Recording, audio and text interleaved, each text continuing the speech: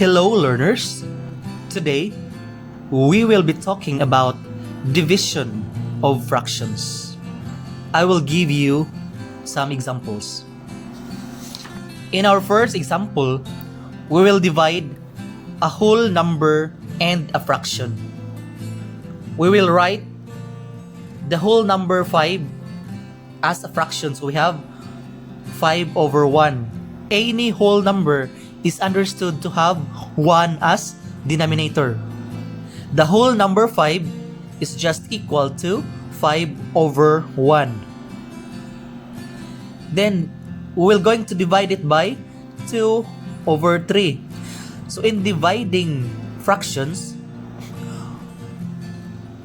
we will multiply the reciprocal of the divisor. The reciprocal of 2 over 3 is 3 over 2. Now, we'll proceed to multiplication. 5 times 3, that is 15, and then 1 times 2, that is 2. Since this is an improper fraction, we will rewrite it as mixed numbers. So we have 15 divided by 2. We have 7. 7 times 2 is 14.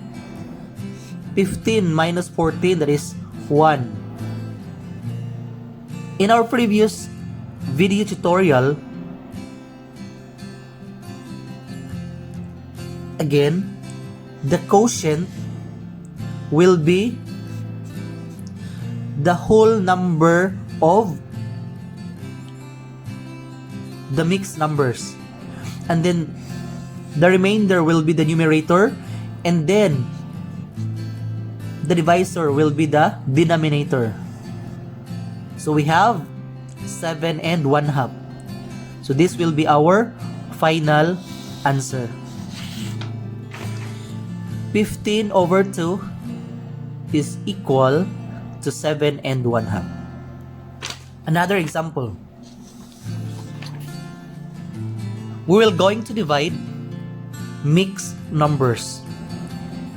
8 and 1/4 divided by 2 and 1/8. We will rewrite mixed numbers into improper fractions. Okay, 4 times 8, we have 32, times 1, the numerator, we have 33. Just copy the denominator. So 8 and 1/4 is equal to 33 over 4.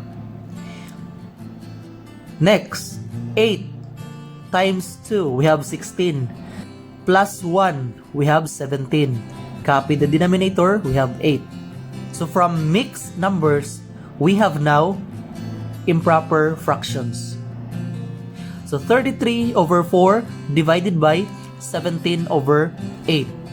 Again, in dividing fractions, we will multiply the reciprocal of the divisor. So copy 33 over 4 times the reciprocal of the divisor. Instead of 17 over 8, we have 8 over 17. So now, we have 4 and 8. We will apply the cancellation law. 4 is the common factor of 4 and 8. By cancellation law, 4 becomes 1 and 8 becomes 2. Now, we can have 33 times 2, we have 66, and 1 times 17, we have 17. 66 over 17 is an improper fraction. We will rewrite it as mixed numbers. So we will have long division. 66 divided by 17. So we have 3.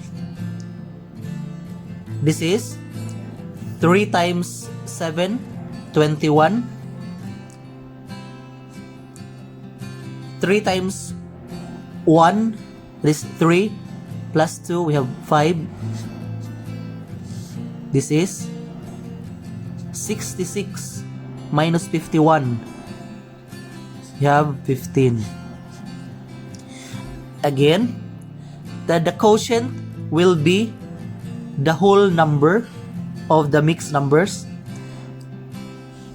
The remainder will be the numerator, and then the divisor will be the denominator of the mixed numbers.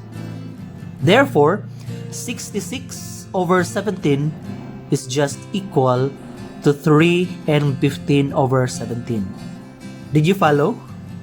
If you still have clarifications, just comment below and I will answer it in my next video tutorial. Thank you for watching.